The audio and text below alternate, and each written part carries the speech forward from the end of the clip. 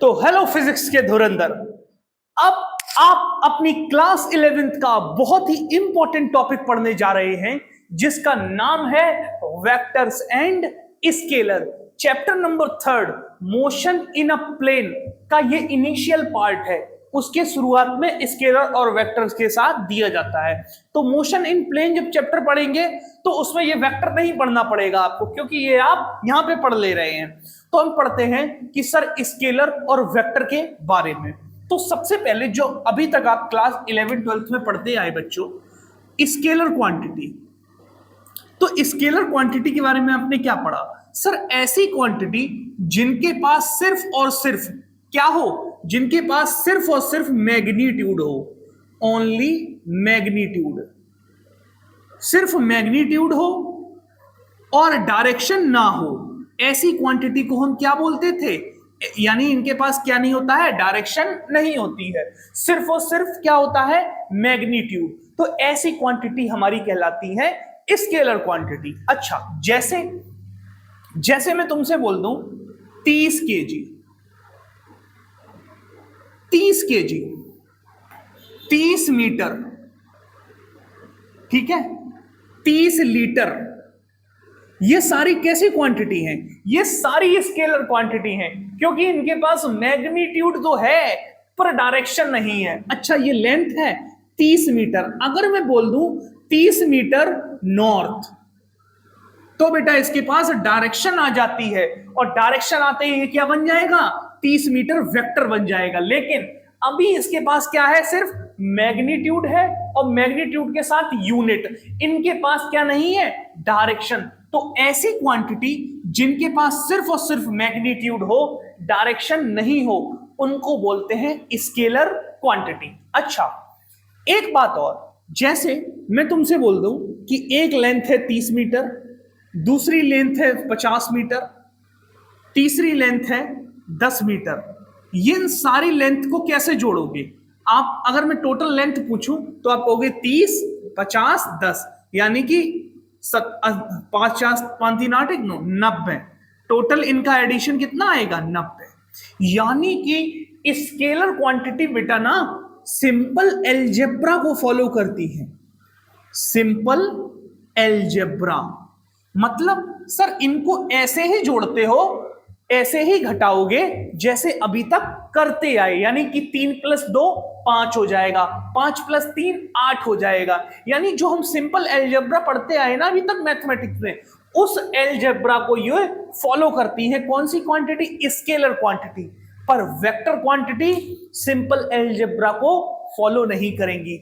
उनके लिए हम अलग रूल बनाएंगे कि वेक्टर क्वांटिटी के लिए ट्रायंगल लॉ आएगा, triangle of vector addition, polygon law of vector addition, parallelogram law of vector addition. तो वहां हम देखेंगे कि वेक्टर क्वांटिटी को कैसे जोड़ते हैं। तो अगर मुझे स्केलर क्वांटिटी के बारे में लिखना हो तो scalar quantity are those quantity which only have magnitude and unit. इनके पास मैग्नीट्यूड और यूनिट होगी, पर they will not have direction. और जब इनको हम जोड़ेंगे तो ये फॉलो करती है सिंपल एलजेब्रा को, यानी कि 3 + 2 + 5। अच्छा, जैसे इलेक्ट्रिक करंट, बेटा इलेक्ट्रिक करंट के पास डायरेक्शन होती है, पर फिर भी वो स्केलर क्वांटिटी है। क्यों? क्योंकि इलेक्ट्रिक करंट के पास डायरेक्शन क्यों होती है? पॉजिटिव टू नेगेटिव जाता है इलेक्ट्रिक करंट। देखो, जैसे एक वायर है, ये इससे 3 एम्पियर करंट आया, इससे 2 एम्पियर करंट आया दूसरे वायर से। तो बेटा इस वायर में कितना करंट मिलेगा तुमको? सर 3 एम्पियर ये प्लस 2 एम्पियर ये, 5 एम्पियर। तो जब तुमने इन करंट को ऐड किया तो तुमने देखा ये तो सिंपल एलजेब्रा हुई, 3 + 2 यानी कि 5 एम्पियर। तो ये स्केलर क्वांटिटी में आ जाती है, जबकि करंट के पास डायरेक्शन होता है। उसके बाद भी इलेक्ट्रिक करंट कैसी क्वांटिटी है? Scalar quantity. क्यों? इलेक्ट्रिक करंट इसलिए स्केलर क्वांटिटी है क्योंकि ये सिंपल एलजेब्रा को फॉलो करती है। कोई पूछे इलेक्ट्रिक करंट के पास डायरेक्शन होती है फिर भी स्केलर है, क्यों? क्योंकि बेटा ये सिंपल एलजेब्रा को फॉलो करती है। अच्छा, अदर स्केलर क्वांटिटी के एग्जांपल लिखना चाहूं तो सर आप देखो ना, स्केलर क्वांटिटी का एग्जांपल मास 30 केजी, मास ही तो है, mass, length, length, volume, distance, distance, speed बेटा, ये सारी कैसी, हाँ स्पीड का वेक्टर क्वांटिटी वेलोसिटी होती है। तो मास, लेंथ, वॉल्यूम, डिस्टेंस, स्पीड और इलेक्ट्रिक करंट, इलेक्ट्रिक करंट, और ये सारी क्वांटिटी कैसी है, स्केलर क्वांटिटी। तो स्केलर क्वांटिटी के बारे में कुछ बातें याद रखनी है। पहली कि सर इनके पास सिर्फ और सिर्फ मैग्नीट्यूड और उसकी यूनिट होती है, इनके पास डायरेक्शन नहीं होता है। दूसरा, वो सिंपल एल्जेब्रा को फॉलो करती हैं, यानी कि जैसे हम जोड़ते आए ना 3 + 2 5 + 3, ऐसे ही इनको जोड़ा जाता है। अच्छा, अब इसके बाद हम पढ़ेंगे वेक्टर क्वांटिटी के बारे में, और स्केलर के एग्जांपल भी नोट कर लो। नेक्स्ट हम पढ़ते हैं वेक्टर क्वांटिटी क्या होती है। तो अब वेक्टर क्वांटिटी के हम डिटेल में जाएंगे। तो वेक्टर क्वांटिटी क्या होती है, वेक्टर क्वांटिटी या फिर वेक्टर, वेक्टर क्वांटिटी या फिर वेक्टर। बेटा वेक्टर क्वांटिटी वो क्वांटिटी होती है जिनके पास क्या हो, जिनके पास मैग्नीट्यूड भी हो और डायरेक्शन भी हो। यानी कि सर इनके पास क्या होता है, इनके पास मैग्नीट्यूड भी होती है, और मैग्नीट्यूड के साथ क्या होगी, उसकी यूनिट भी होगी, मैग्नीट्यूड के साथ उसकी यूनिट भी होगी, मैग्नीट्यूड भी होती है, प्लस इनके पास डायरेक्शन भी होती है। ऐसी क्वांटिटी क्या कहलाती है तुम्हारी, स्केलर क्वांटिटी। जैसे अगर मैंने तुमसे कहा कि 30 मीटर, तो बेटा ये 30 मीटर तो एक क्वांटिटी है, ये तो स्केलर है, क्यों, इसके पास डायरेक्शन नहीं है। लेकिन जैसे ही मैंने कहा 30 मीटर टुवर्ड्स नॉर्थ, तुम तुरंत समझ गए कि हमें 30 मीटर चलना है टुवर्ड्स नॉर्थ। अच्छा, मैंने कहा 30 मीटर टुवर्ड साउथ, तुम तुरंत समझ गए नीचे की तरफ 30 मीटर चलना है साउथ। यानी कि जब किसी क्वांटिटी के पास डायरेक्शन और मैग्नीट्यूड दोनों हो, इसके पास ये देखो मैग्नीट्यूड और डायरेक्शन, तो ऐसी क्वांटिटी कहलाती है वेक्टर क्वांटिटी। पर बेटा वेक्टर क्वांटिटी की एक खासियत होती है, ये सिंपल एल्जेब्रा को फॉलो नहीं करती है, सिंपल एल्जेब्रा को ये फॉलो नहीं करती है। तो बेटा इसके लिए एक अलग अलग सी मैथमेटिक्स आप पढ़ोगे जिसको बोलेंगे वेक्टर एडिशन। वेक्टर एडिशन कैसे होता है, इसके लिए बेटा दो लॉ पढ़ेंगे आप, एक triangle law, triangle law of vector addition, और एक पैरेललोग्राम लॉ, ग्राम लॉ। और बेटा एक और आ जाता है ट्राइंगल लॉ, वेक्टर लॉ, एक polygon law of vector addition भी आ जाता है। ये 3 लॉ आपकी एनसीईआरटी में होंगे, ये आगे हम देखेंगे कैसे ऐड होता है। तो सबसे पहले वेक्टर क्वांटिटी के बारे में आपने पढ़ा, सर इनके पास मैग्नीट्यूड होता है, ये और डायरेक्शन भी होता है, ये सिंपल एल्जेब्रा को फॉलो नहीं करती हैं। इनका एल्जेब्रा क्या होता है, इनका एल्जेब्रा अलग से बनता है। अच्छा, इसका एग्जाम्पल तो बेटा तुम पढ़ते आए हो, जैसे स्पीड कैसी क्वांटिटी है, स्केलर। पर तुमसे मैं कह दूं 30 मीटर पर सेकेंड, 30 मीटर पर सेकेंड तो स्पीड हुई, ये तो स्केलर हुआ। लेकिन मैं बोलूं 30 मीटर पर सेकेंड टुवर्ड नॉर्थ, जैसे ही मैंने डायरेक्शन दे दी, ये स्पीड क्या बन गई, वेलोसिटी। तो वेलोसिटी बेटा तुम्हारी वेक्टर क्वांटिटी होती है। ऐसे ही वेक्टर क्वांटिटी होती है एक्सीलरेशन, एक्सीलरेशन वेक्टर क्वांटिटी होता है। फोर्स बेटा, मोमेंटम, तो ये सब तुम्हारी किसके एग्जाम्पल है, वेलोसिटी, एक्सीलरेशन, फोर्स, मोमेंटम, ये सब तुम्हारे एग्जाम्पल है वेक्टर क्वांटिटी के। अच्छा एक चीज और, जैसे अभी जैसे आपको ट्रायंगल लॉ नहीं पढ़ा रहा हूं, लेकिन बस हल्का सा दिखा रहा हूं कि वेक्टर क्वांटिटी कैसे जुड़ती कैसे हैं। मान लो बेटा एक ये पाइप है, एक ये पाइप है, ठीक है, इसके अंदर एक हमने मान लो कोई भी बॉल डाल दी, ये बॉल डाली, और इस बॉल को वेलोसिटी दे दी 3 मीटर पर सेकेंड। तो यानी कि इस पाइप में इधर से बॉल डालेंगे तो इधर निकलेगी आके, हमें यहां मिलेगी, यहां मिलेगी, यानी ये बॉल के अंदर, ये जो पाइप है इसके अंदर 3 मीटर पर सेकंड से ये बॉल मूव कर रही है। तो बेटा इसकी कुछ वेलोसिटी ऐसी होगी, ये इस तरफ जाना चाहेगी 3 मीटर पर सेकंड से, लेकिन उसी टाइम हमने क्या किया, जैसे ही इसको वेलोसिटी इधर दी, इस पाइप को हमने इधर लुढ़का दिया, यानी इस पाइप को वेलोसिटी दे दी 4 मीटर पर सेकंड की इधर। तो बेटा अब ये बताओ, जैसे जैसे ये आगे जाएगा वैसे वैसे पाइप ऊपर जाएगा, यानी कि जब ये यहां पहुंचेगा तो पाइप यहां पहुंचेगा, वो देखो ऐसे, ये पाइप बना दूं, ये पाइप ऐसे पाइप की होगी, यानी कि जब पाइप मान लो यहां पहुंचा होगा तो ये वीड आगे खिसक के यहां पहुंच गया होगा, और ये जब पाइप रोल करते करते इधर पहुंचा होगा तो ये वीड यहां पहुंच गया होगा, जब पाइप रोल करते करते यहां पहुंचा होगा तो ये मोती भी आगे खिसक के यहां पहुंच गया होगा। समझ में आ रहे हो, यहां तुम्हारे पास 2 वेलोसिटी हैं, यानी एक वेलोसिटी ये थी 3 मीटर पर सेकेंड, और दूसरी वेलोसिटी कौन सी थी, ये थी 4 मीटर पर सेकेंड, यानी कि वी ए थी, ये वी बी थी। पर ये बताओ इन दोनों वेलोसिटी का सम क्या आया, इन दोनों वेलोसिटी का सम 3 + 4 7 नहीं आएगा। क्यों, ये सिंपल अलजेब्रा होती है।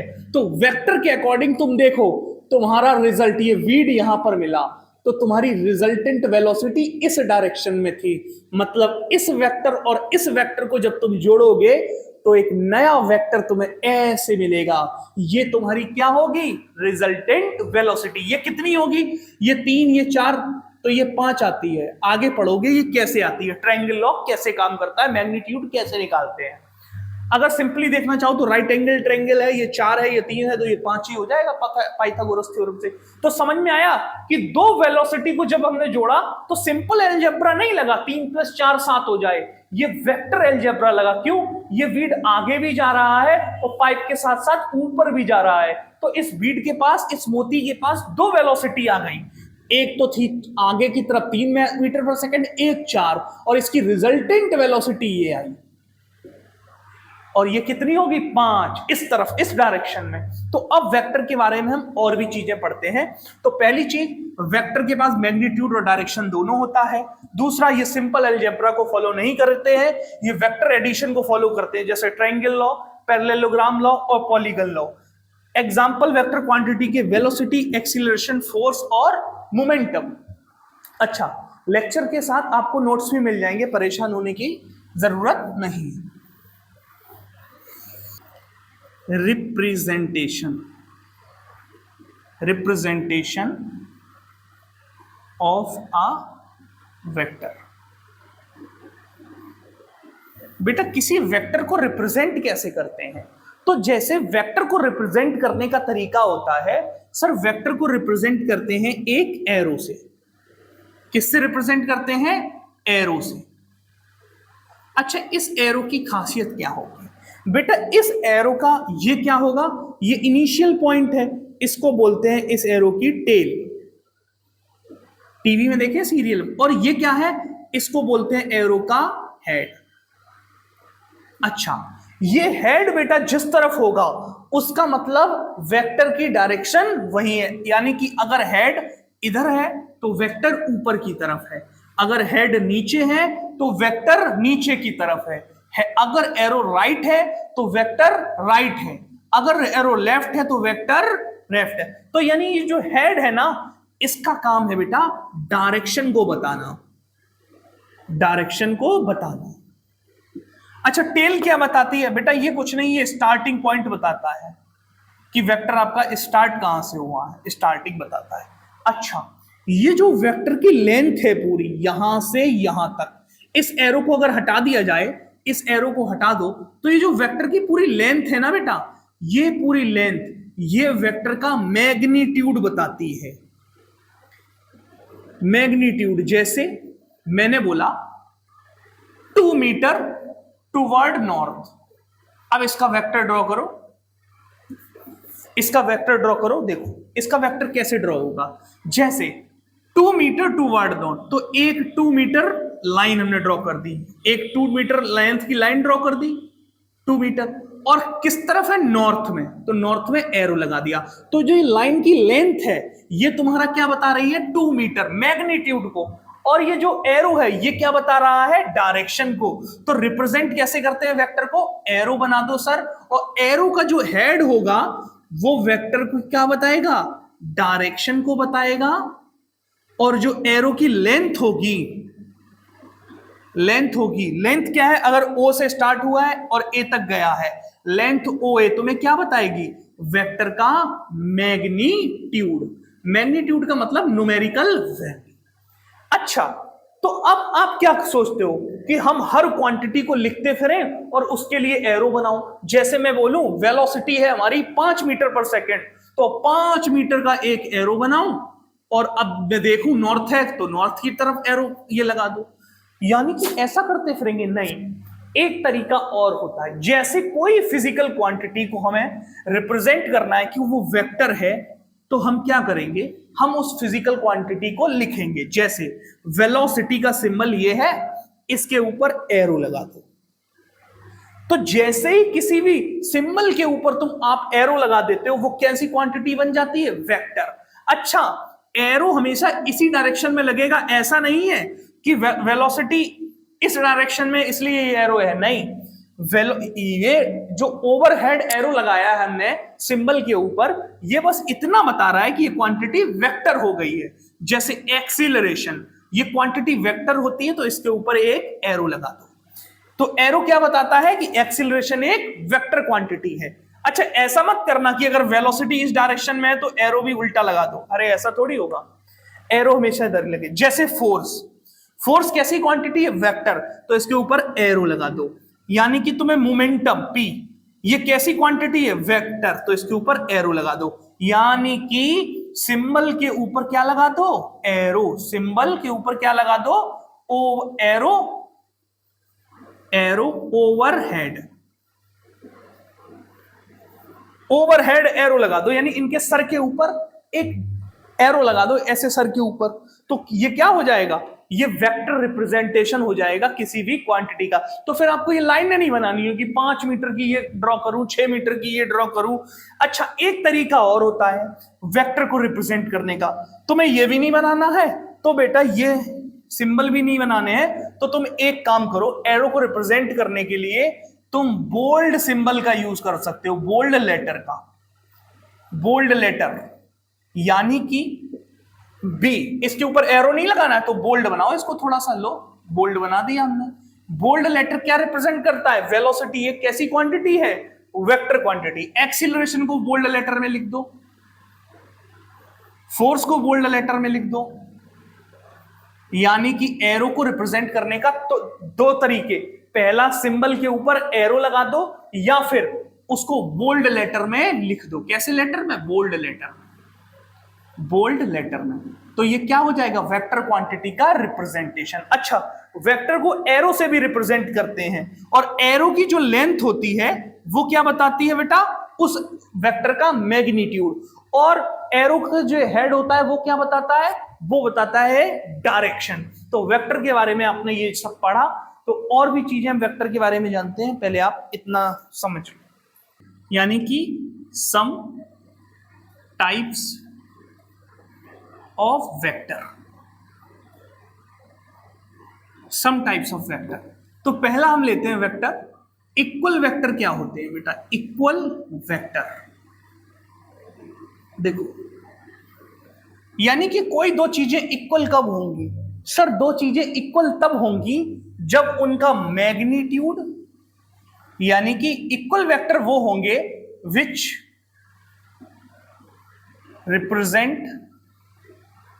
Represent same physical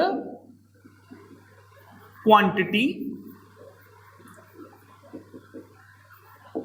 and have same magnitude and direction। देखो, बेटा दो वेक्टर तभी इक्वल होंगे जब उनकी मैग्नीट्यूड और डायरेक्शन दोनों सेम हो। जैसे एक वेक्टर मैंने लिया है ए वेक्टर, ए वेक्टर मान लो ए वेक्टर कुछ रहा होगा, ए वेक्टर मान लो होगा 3 मीटर का है, 3 मीटर इसकी लेंथ है, मतलब इस एरो की लेंथ 3 मीटर है। तो इसके इक्वल बी वेक्टर, हम दूसरा वेक्टर ड्रॉ करते हैं वी वेक्टर, वी वेक्टर।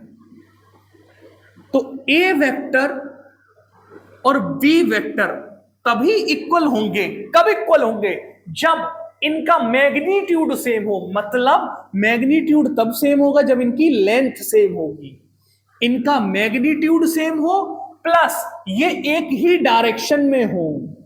ऐसा नहीं कि एक इधर जा रहा है तो एक इधर या एक ऊपर, यानी कि वेक्टर कैसे होने चाहिए, सेम मैग्नीट्यूड और डायरेक्शन भी कैसी होनी चाहिए, सेम मैग्नीट्यूड एंड डायरेक्शन। अच्छा, सेम मैग्नीट्यूड के क्या इक्वल होनी चाहिए, उनकी लेंथ बराबर होनी चाहिए, और डायरेक्शन के लिए एरो एक ही डायरेक्शन में होना चाहिए। अच्छा, एक बात और होनी चाहिए, इक्वल तभी होंगे, मान लो ये ए वेक्टर हुआ वेलोसिटी को रिप्रेजेंट करता है और वेक्टर वी तुम्हारा अगर फोर्स को रिप्रेजेंट करता है तो ये इक्वल नहीं होंगे। अगर ये वेलोसिटी वेक्टर है तो ये बी भी तुम्हारा कैसा होना चाहिए, वेलोसिटी वेक्टर। मतलब ए वेक्टर और V vector same physical quantity को भी रिप्रेजेंट करें। तो एक टू वेक्टर कब इक्वल होंगे, दो वेक्टर तभी इक्वल होंगे जब उनका मैग्नीट्यूड और डायरेक्शन सेम हो प्लस वो सेम फिजिकल क्वांटिटी को रिप्रेजेंट करें। अच्छा, जैसे ए वेक्टर वी वेक्टर के बराबर होगा, क्यों, इनका क्या है, मैग्नीट्यूड सेम है। अब एक वेक्टर मैंने ये ड्रॉ किया, एक वेक्टर ये ड्रॉ किया, ये दोनों भी इक्वल होंगे, क्यों, देखो ए वेक्टर वी वेक्टर, इन दोनों की लेंथ भी बराबर है, डायरेक्शन भी सेम है। अच्छा, ये वेक्टर और ये वेक्टर भी इक्वल होंगे क्या, हाँ बिल्कुल होंगे, सेम लेंथ है सेम डायरेक्शन। अच्छा, एक वेक्टर ये ड्रॉ कर दिया ए, एक वेक्टर वी ड्रॉ कर दिया, क्या ये इक्वल होंगे, नहीं होगा, क्यों सर, इनकी लेंथ तो बराबर है पर ए वेक्टर इधर जा रहा है, बी नीचे जा रहा है, तो इनकी डायरेक्शन अलग है।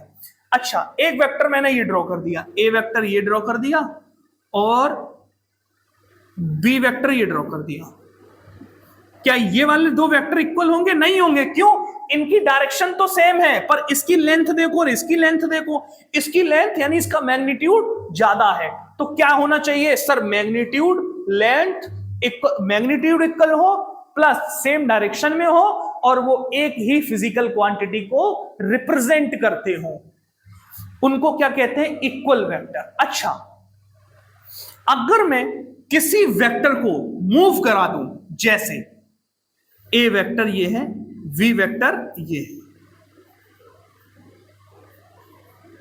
तो बेटा इस वेक्टर को मैं उठा के यहां रख दूं, यहां रख दूं मतलब इस वेक्टर को उठा के मैं यहां ले आऊं, तब भी ये वी वेक्टर ही रहेगा। मतलब अगर वेक्टर को बिना रोटेट किए मूव किया जाए तो उसका मैग्नीट्यूड नहीं बदलता। इस वी वेक्टर को मैं नीचे ले आऊं तो भी ये वेक्टर वी ही रहेगा।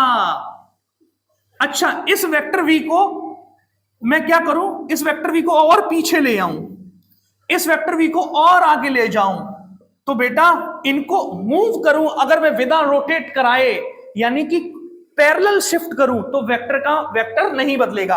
हाँ, इस वी वेक्टर को अगर मैंने जैसे ही हल्का सा ऐसा कर दिया, भले ही लेंथ हो सब सेम हो, अब ये वेक्टर भी नहीं रहा क्योंकि इसकी डायरेक्शन अलग हो गई। तो इसी कारण से ये चीज भी आप नोटिस कर सकते हो, किसी वेक्टर को रोटेट करा सकते हैं हम, मूव करा सकते हैं विदाउट रोटेशन। ऐसे आई आपने इक्वल वेक्टर समझ लिया। अब समझो निगेटिव क्या होता है, निगेटिव ऑफ ए वेक्टर। अरे बेटा निगेटिव क्या होगा सर, दो वेक्टर निगेटिव कब होंगे, जब एक दूसरे के अपोजिट हो। अगर मैं तुमसे पूछूं 5 का डिपोजिट क्या होगा, 5 का अपोजिट होगा -5। तो ऐसे ही दो वेक्टर अपोजिट तब होंगे जब उनका क्या इक्वल हो, मैग्नीट्यूड इक्वल हो पर डायरेक्शन अपोजिट हो। यानी कि ए वेक्टर ये है तो इसका अपोजिट वेक्टर बी कैसा होगा, ऐसा लेंथ बराबर होगी और डायरेक्शन अपोजिट होगी, तो ए और बी कैसे हो जाएंगे, ये वेक्टर कैसे एक दूसरे के अपोजिट है, यानी कि निगेटिव है। तो निगेटिव वेक्टर, ये हेडिंग डालो negative vector. Vector negative vector में क्या होगा बेटा कि मैग्नीट्यूड तो सेम होगा, मैग्नीट्यूड सेम होगा, लेकिन डायरेक्शन कैसी होगी, अपोजिट होगी, डायरेक्शन ऑपोजिट होगी। अच्छा, अभी भी ए और बी सेम ही फिजिकल क्वांटिटी को रिप्रेजेंट कर रहे होंगे। तो A and B vector are negative of each other only when their magnitude are equal but their direction is opposite.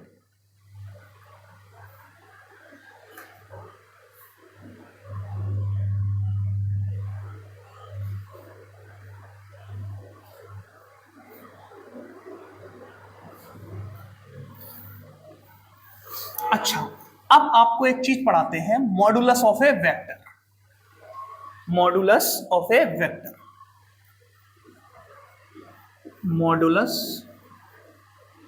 Of a vector, ये क्या होता है? देखो, मैग्नीट्यूड ऑफ वेक्टर, जैसे मैंने तुमको एक वेक्टर दिया, मैंने कहा ए वेक्टर है तुम्हारा 5 मीटर, किसकी तरफ, नॉर्थ की तरफ, ठीक है। बी वेक्टर है तुम्हारा 10 मीटर टुवर्ड साउथ। तो बेटा ये जो 5 है ना, 5 मीटर 10 मीटर, ये वेक्टर का क्या है, ये वेक्टर का है मैग्नीट्यूड, यानी कि मॉडुलस, मैग्नीट्यूड ऑफ वेक्टर, या फिर मॉडुलस नाम से भी जानते हैं। अच्छा, इसको लिखते कैसे, अगर मैं तुमसे पूछूं, मॉडुलस का साइन होता है ये स्क्वायर ब्रैकेट के अंदर, तुम सिंबल को क्रॉस कर दो, इसका मतलब क्या है, मॉडुलस ऑफ वेक्टर ए, यानी कि वेक्टर ए का मैग्नीट्यूड, वेक्टर ए इसका, यानी कि वेक्टर ए का मॉडुलस। तो मॉडुलस ऑफ वेक्टर ए क्या है, यानी मैग्नीट्यूड ऑफ वेक्टर क्या है, 5 metre. Modulus of vector V क्या है, मैग्नीट्यूड वेक्टर वी का क्या है, 10, तो 10 मीटर। तो मॉडुलस का सिंबल निकालना आ गया। तो अच्छा, तो मॉडुलस को सर, अगर वेक्टर ए है, हमें इसका मॉडुलस चाहिए, तो या तो इस ए वेक्टर को किसके अंदर लिख दो, स्क्वायर ब्रैकेट के अंदर, इसका मतलब है मैग्नीट्यूड ऑफ वेक्टर ए। अगर स्क्वायर ब्रैकेट नहीं लिखने हैं तो सिंपली ए लिख दो, लेकिन ए के ऊपर से एरो हटा देना, क्योंकि जैसे ही एरो हटाओगे, एरो क्या बता रहा है, ये स्केलर क्वांटिटी है, और जैसे ही एरो क्या बता रहा है, ये वेक्टर क्वांटिटी, एरो हटेगा तो स्केलर हो जाएगी, स्केलर हो जाएगी तो स्केलर के पास मैग्नीट्यूड ही होता है, ये नॉर्थ हट जाएगा, 5 मीटर 10 मीटर ही बचेगा। तो मॉडुलस ऑफ वेक्टर को ऐसे लिखते हैं, मॉडुलस ऑफ वेक्टर क्या होता है, वेक्टर का मैग्नीट्यूड।